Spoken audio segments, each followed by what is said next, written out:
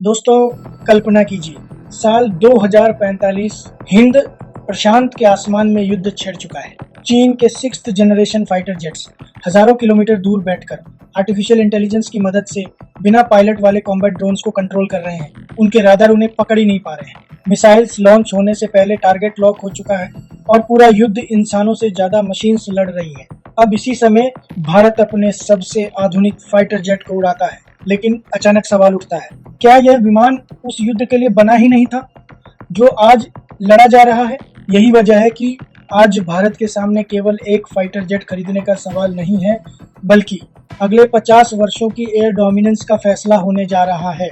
और सबसे बड़ी बात, इस फैसले के लिए भारत के पास शायद सिर्फ कुछ ही महीने बचे हैं। अगर भारत ने सही समय पर फैसला नहीं लिया तो दुनिया के सबसे बड़े 6th generation fighter jet programme का दरवाजा हमेशा के लिए बंद हो सकता है। लेकिन क्या भारत को विदेशी प्रोग्राम का हिस्सा बनना चाहिए या पूरी ताकत अपने स्वदेशी एमका पर लगानी चाहिए? आज इस वीडियो में हम केवल खबर नहीं, बल्कि उस जियोपॉलिटिकल गेम को समझेंगे जो आने वाले दशकों में एशिया की ताकत का संतुलन तय करेगा। दुनिया अचानक 6th जनरेशन फाइटर जेट क्यों बना रही है? दोस्तों, 20वीं सदी में युद्ध टैंक से जीते जाते थे। 21वीं सदी की शुरुआत में स्टेल्थ फाइटर जेट्स सबसे बड़ी ताकत बन गए, लेकिन अब दुनिया तीसरे दौर में प्रवेश कर चुकी है। आज सवाल सिर्फ ये नहीं है कि फाइटर जेट कितना तेज उड़ता है, बल्कि क्या वह आर्टिफिशियल इंटेलिजेंस से फैसला ले सकता है? क्या वह सैटेलाइट्स, ड्रोन्स, मिसाइल्स, आवाक्स और दूसरे एयरक्राफ्ट के साथ रियल टाइम डेटा शेयर कर सकता है? क्या वह दुश्मन को देखे बिना हमला कर सकता है? और क्या भविष्य में एक पायलट एक साथ 5 या 10 ड्रोन फाइटर्स को नियंत्रित करेगा? यही है 6th जनरेशन वॉरफेयर। यह केवल एक नया फाइटर जेट नहीं, बल्कि पूरा एक फ्लाइंग कॉम्बैट नेटवर्क है। अब आते हैं उस प्रोग्राम पर जिसने पूरी दुनिया का ध्यान खींच लिया है। इस प्रोग्राम का नाम है GCAP Global Combat Air Programme. यह प्रोजेक्ट 3 शक्तिशाली देशों का संयुक्त प्रयास है, यूनाइटेड किंगडम, जापान और इटली।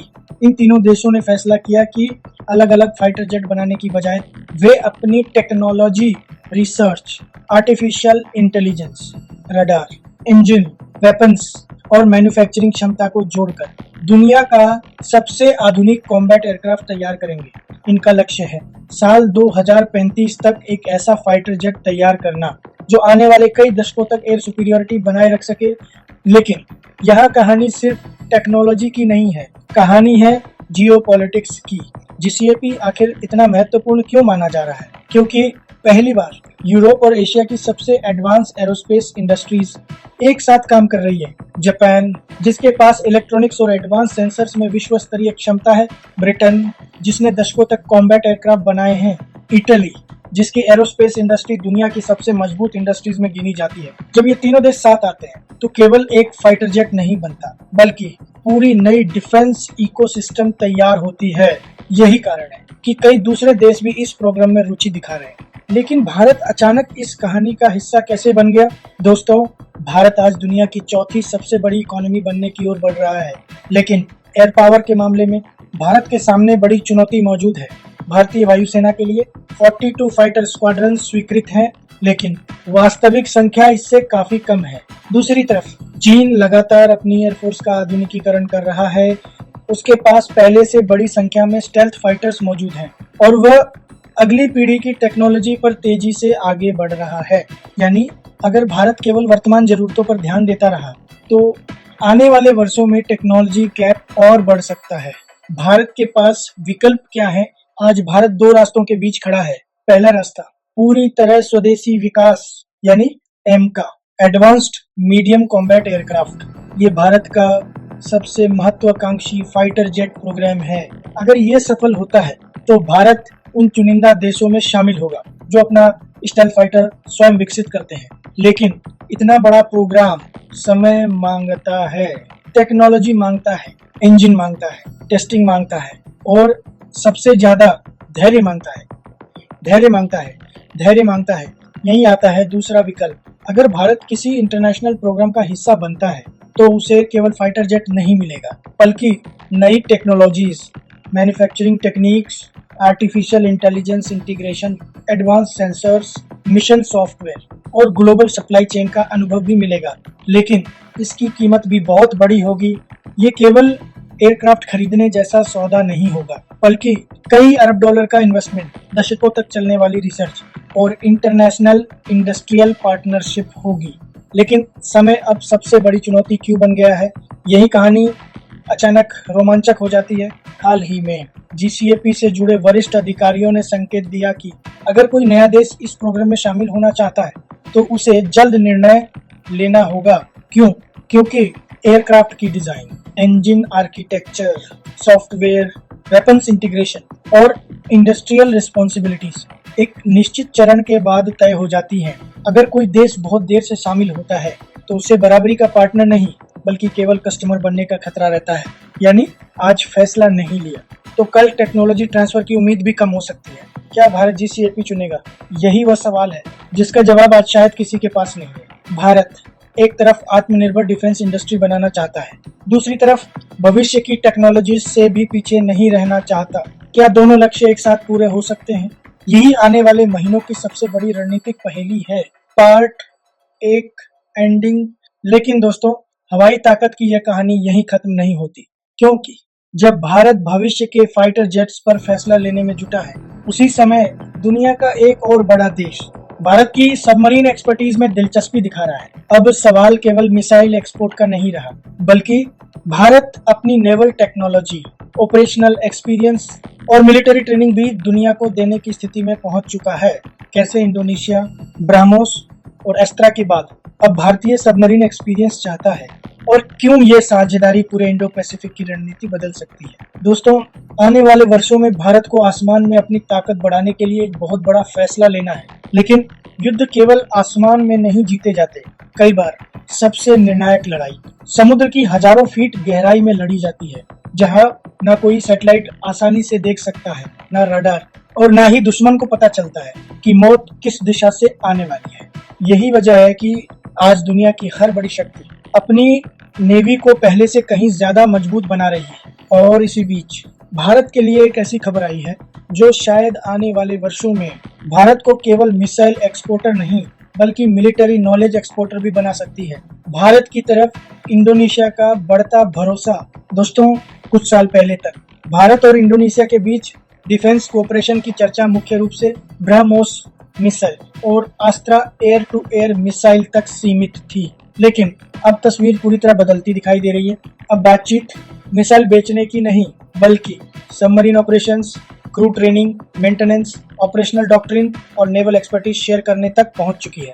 अगर ऐसा होता है तो ये भारत की डिफेंस डिप्लोमेसी के लिए एक बिल्कुल नया अध्याय होगा, क्योंकि हथियार बेचना एक बात होती है, लेकिन किसी देश की सेना को प्रशिक्षित करना, उसके साथ ऑपरेशनल एक्सपीरियंस साझा करना और उसकी डिफेंस कैपेबिलिटी बढ़ाने में मदद करना पूरी तरह अलग स्तर की स्ट्रेटेजिक पार्टनरशिप होती है। लेकिन इंडोनेशिया को भारत की जरूरत क्यों पड़ी? दोस्तों, इंडोनेशिया दुनिया का सबसे बड़ा आर्किपेलाजिक नेशन है, यानी एक ऐसा देश जो हजारों द्वीपों से मिलकर बना है। उसकी समुद्री सीमाएं हजारों किलोमीटर तक फैली हुई है और उसकी सबसे बड़ी जिम्मेदारी है अपने समुद्री व्यापार मार्गों की सुरक्षा। इसीलिए इंडोनेशिया पिछले कई वर्षों से अपनी नेवी का तेजी से आधुनिकीकरण कर रहा है। लेकिन मॉडर्न सबमरीन खरीद लेना ही काफी नहीं होता। असल चुनौती तो उसके बाद शुरू होती है। Crew training, maintenance, combat readiness, spare parts management, life cycle support, emergency repairs और अंडर वाटर वॉरफेयर डॉक्ट्रिन। यही वो चीजें हैं जो किसी भी सबमरीन फ्लीट को वास्तव में शक्तिशाली बनाती हैं। यही भारत सबसे बड़ी ताकत बनकर उभरता है। दोस्तों, भारत आज केवल सबमरीन चलाना नहीं जानता, बल्कि उन्हें अपने देश में बनाना, मेंटेन करना, अपग्रेड करना और दशकों तक सफलतापूर्वक ऑपरेट करना भी सीख चुका है। प्रोजेक्ट 75 के तहत भारत ने आधुनिक स्कॉर्पियन क्लास सबमरीन्स का निर्माण किया। शुरुआत में टेक्नोलॉजी बाहर से आई, लेकिन धीरे धीरे भारतीय इंजीनियर्स, डॉकयार्ड्स और डिफेंस इंडस्ट्री ने पूरी मैन्युफैक्चरिंग प्रोसेस में अपनी विशेषज्ञता विकसित कर ली। यानी आज भारत केवल यूजर नहीं रहा, बल्कि नॉलेज होल्डर बन चुका है। और यही अनुभव इंडोनेशिया के लिए सबसे ज्यादा मूल्यवान है। ये केवल ट्रेनिंग नहीं, स्ट्रेटजी है दोस्तों, अगर भारत इंडोनेशिया के साथ सबमरीन कोऑपरेशन बढ़ाता है तो इसका फायदा केवल इंडोनेशिया को नहीं मिलेगा, भारत को भी मिलेगा। कैसे? कल्पना कीजिए, हिंद महासागर और उसके ठीक पूर्व में इंडोनेशिया, दोनों देश एक ही स्ट्रेटेजिक रीजन में स्थित हैं।